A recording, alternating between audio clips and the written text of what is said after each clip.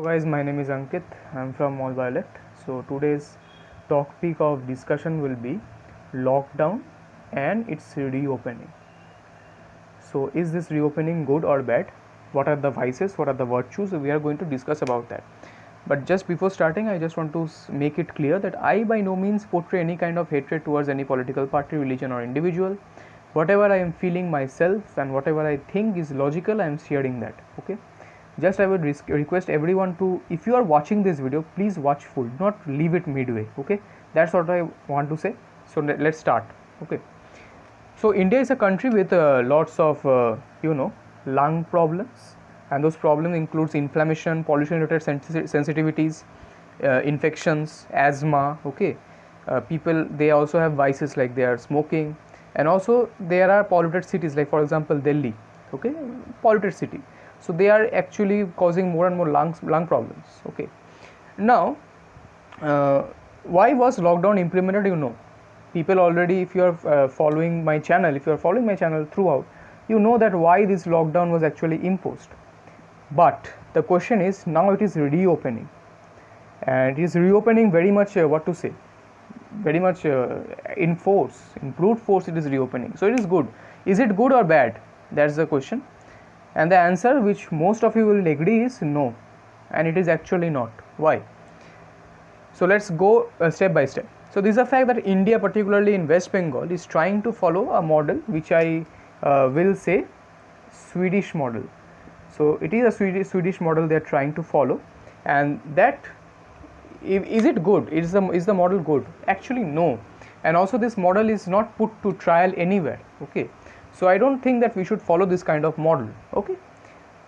Also, in case of Sweden never did a lockdown. So when the pandemic started, they didn't make any kind of lockdown efforts or something like that.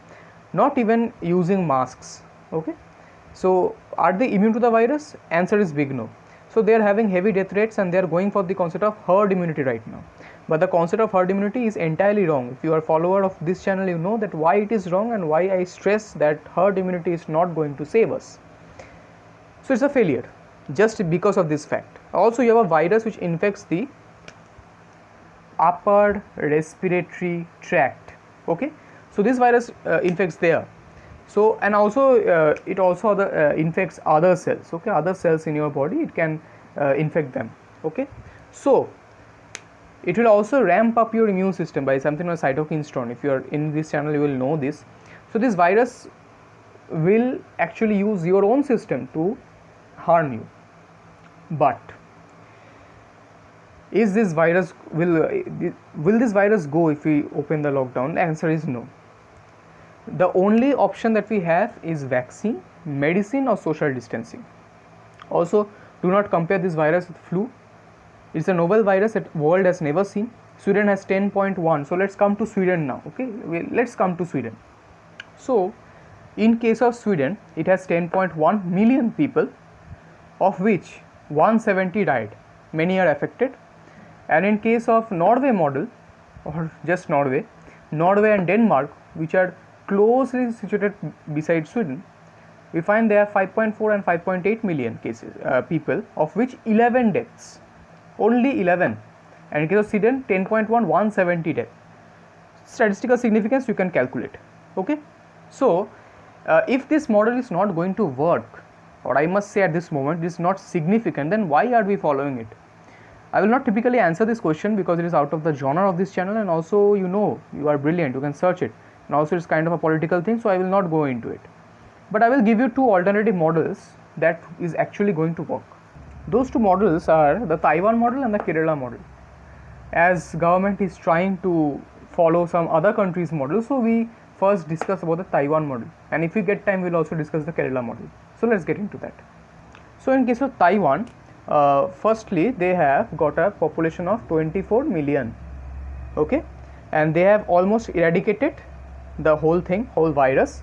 Their episode is almost at the end.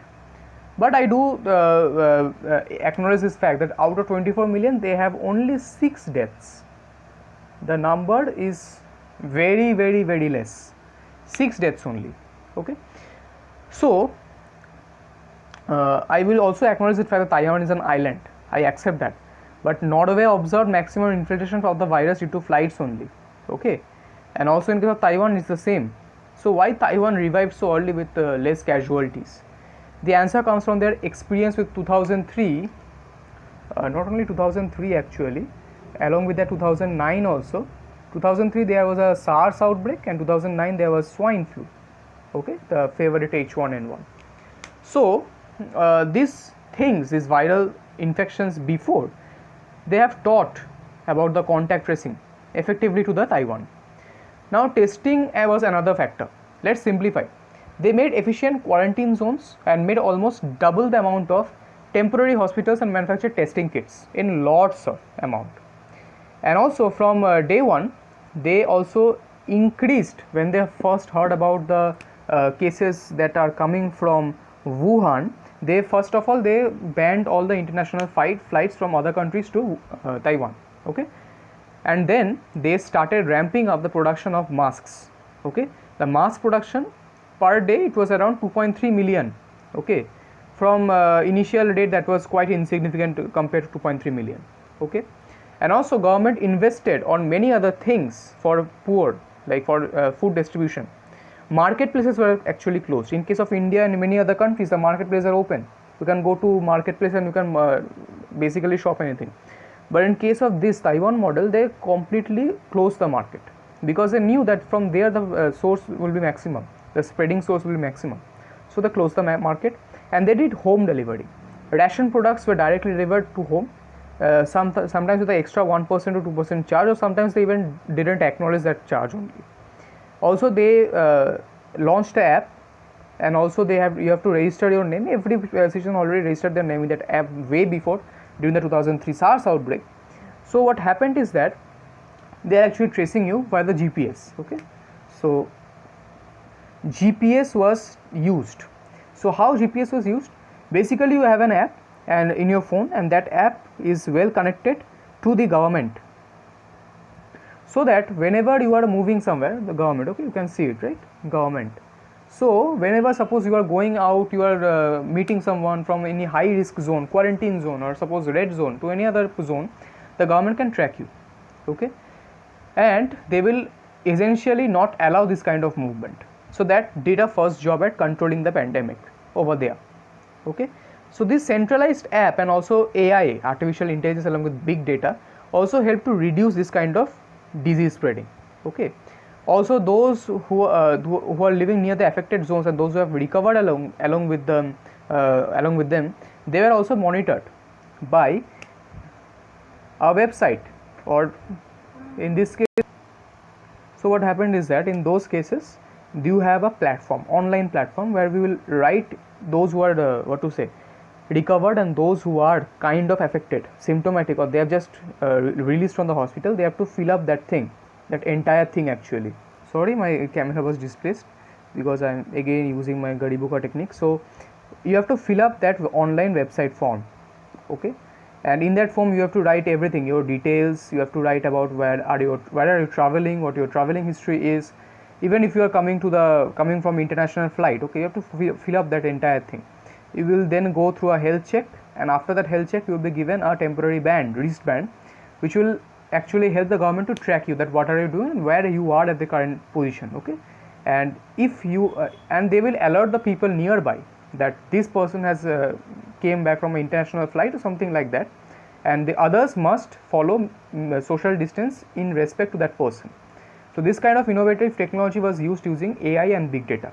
So that's a very good positive impact in those cases. But alas, we cannot do that much thing over here because there are different kind of norms we have to follow in India.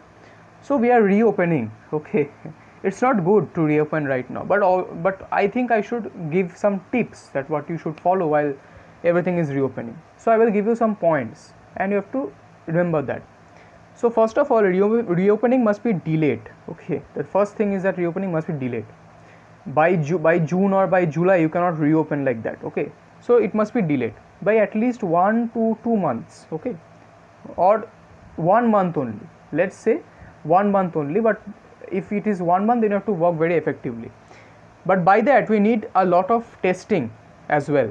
I mean normally 6 to 7 times, 6x to 7x times testing, increase in testing, more testing in the zones that are red, okay, and also in orange zones.